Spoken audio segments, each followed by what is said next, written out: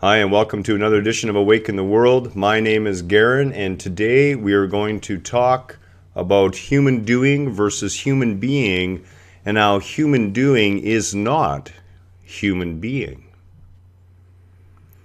Now, what is a human doing? Well, a human doing is quite simply what we see on this page here. A human doing, you will think you are what you do. And this applies to most people. If you walk up to someone and say, "Who are you?" they'll say, "I'm a teacher, I'm a carpenter, I'm a grocery store clerk." Those are the roles. Those roles offer us ways to define the role, not for the role to define us. It's a common misconception when you are living in the state of human doing. In the state of human doing, you are what you do.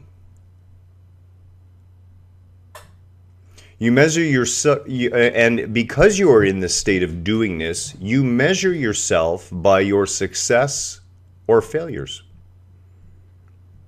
You measure yourself not only against your own success or failures, but against what the society that you are in perceives as your success or failures in the doingness. You know, time and time again, I've seen in editorials regarding the homeless, people making comments that they're lazy, that they don't contribute, that they're not doing anything. A human doing believes that what they are is fragile. And even if they don't believe it at a conscious level, unconsciously, there is an immense fragility to the construct, this egoic construct of human doing. And that is because all the definitions are tied up in things that are bound to change, that will change. Change is inevitable. Change is life. Life is a constant, ever-evolving dance. It never, ever stops. There is no rest break. It goes on and on and on for eternity. One of the worst parts about human doing, of course, is that you don't get it. You don't understand that it was never your sandcastle. And I'm going to tell this story in the second part of this when we look at the human being, okay? But there is a story behind this sandcastle. The human doing is asleep. They are so identified with that voice in the head, with the roles that they have, and identified with those roles that anything that upsets that causes that being to suffer. And the point of this suffering, of course, is to begin the awakening process. But for most, they're still asleep, still trying to figure out why they're suffering. A human doing thinks it is incomplete. A human doing is always looking for something to do. And, you know, again, oh man, I'm just going to get it over the head for this one of these days. But again, Kelly's a great example of this. You know, oftentimes when she's dealing with issues in her head and trying to work through things with her fundamental conservative Christian family and the, well, there's no better term for it, the bullshit that is going on in their behavior, she will get up off the couch and she will look nervously around the room and start to pace and move into the kitchen and dining area. And I realize I can feel the nervous tension in her. She's trying to get up and do something so she doesn't have to deal with what's present right now, which is a form of pushing up against it. And that's one of the big problems in the human doing. Oftentimes our doing is an unconscious or conscious desire to avoid where we should actually be focused right here in this present moment. So we get busy. We try to take our mind off of it. Now, don't understand human doing and human being as having anything to actually do with physical activity. Because the human being can be completely active and yet grounded in being. And we're going to look at the human being, and I'm going to tell the story of the sandcastles. And in the human being, we understand that you are not what you do. That what you do is a role that you're taking on, and you only take on that role as long as you choose. And within the societal limitations of that role, or perhaps without, as many have proven, you can express yourself. You are given an opportunity to redefine the role in a one-of-a-kind way through you. But you understand that you are not that role. So that when that role disappears, or when your consciousness level rises, and you feel yourself in the mood to take on new roles, you can easily transition from one role to the next in a state of gratitude and joy, and looking forward to the new chance to express yourself through the role. Not the role defining who you are. Not you attaching yourself to the role. A human being understands completely that you are not your successes nor your failures.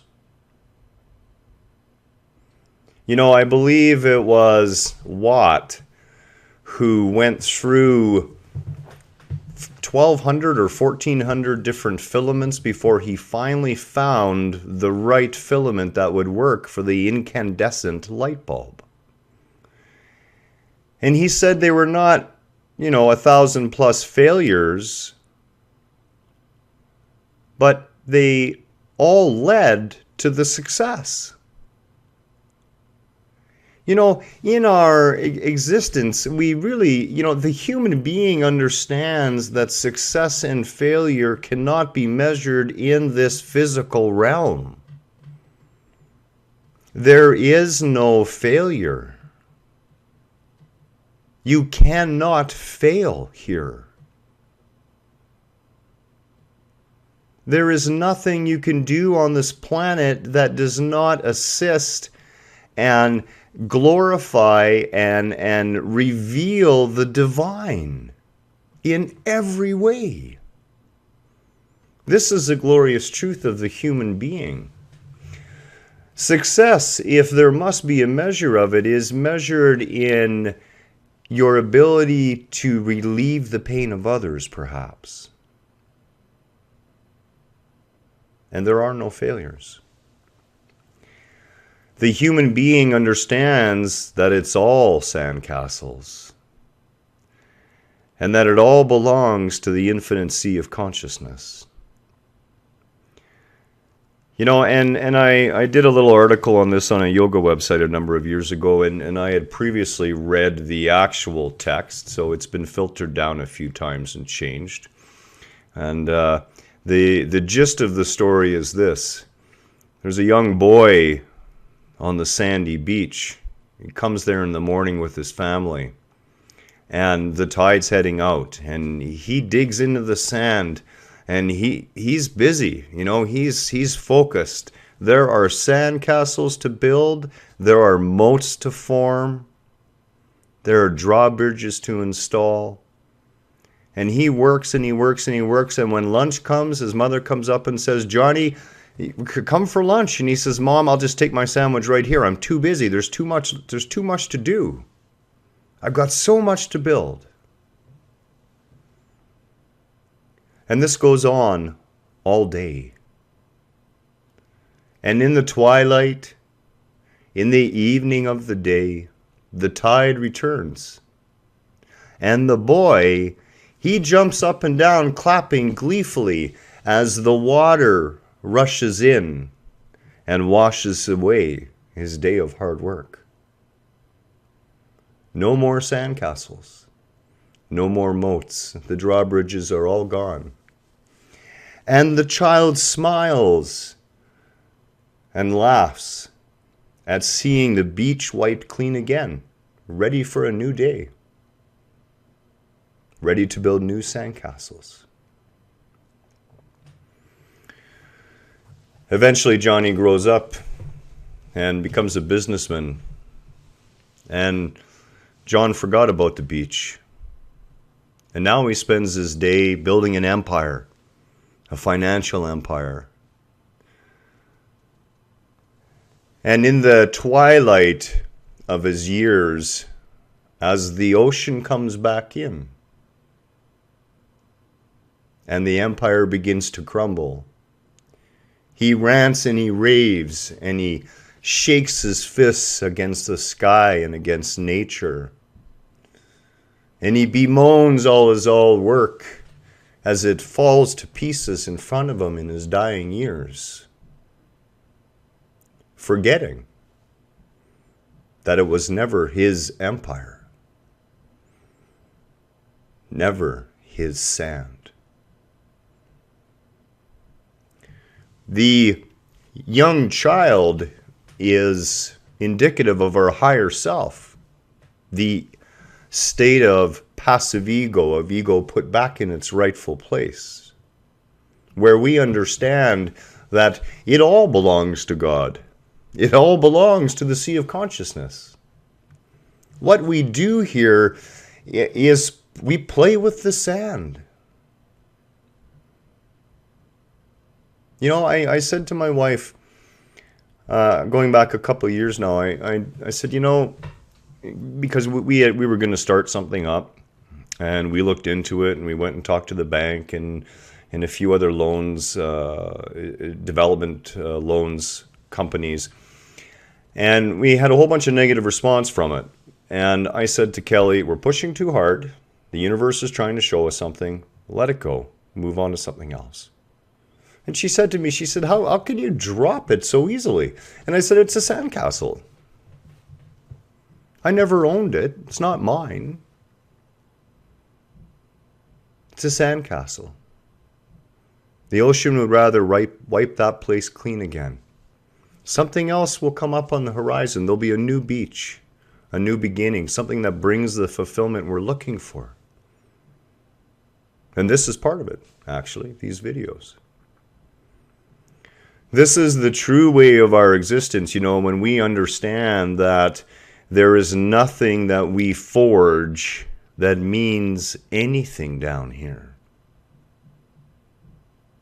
What we forge that has meaning is our connectivity, our realizations that we are all one, our ability to see one in the other. This is what a human being is capable of.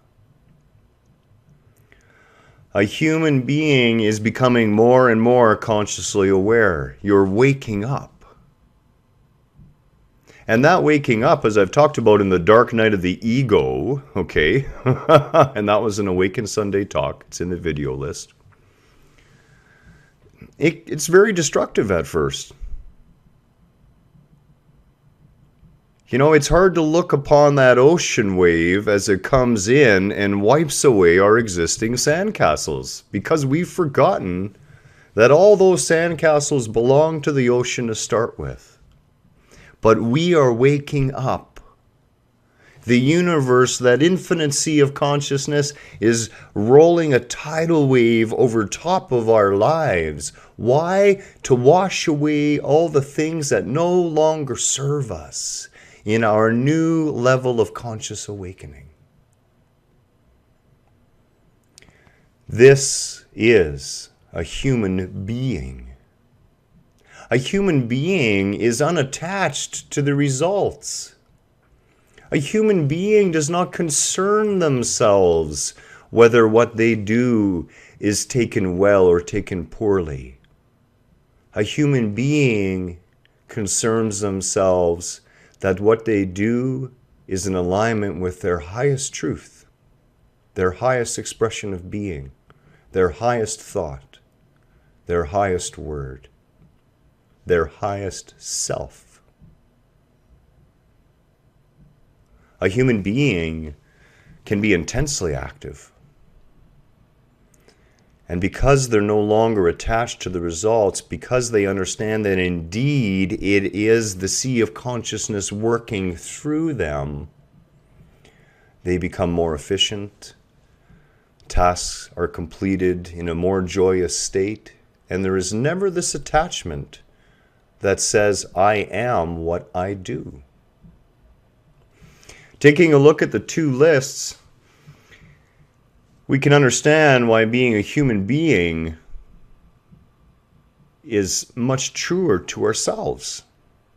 And yet, think of all the times that we spend trying to be a human doing instead of that human being. Again, my name is Garen. Much love and namaste to you all. I see the divine spark within you, that shard of the creative sea of consciousness, that wellspring of life itself. We will talk again soon. I do hope this has been helpful, and look forward to many more of these videos and many more conversations live as well. Namaste.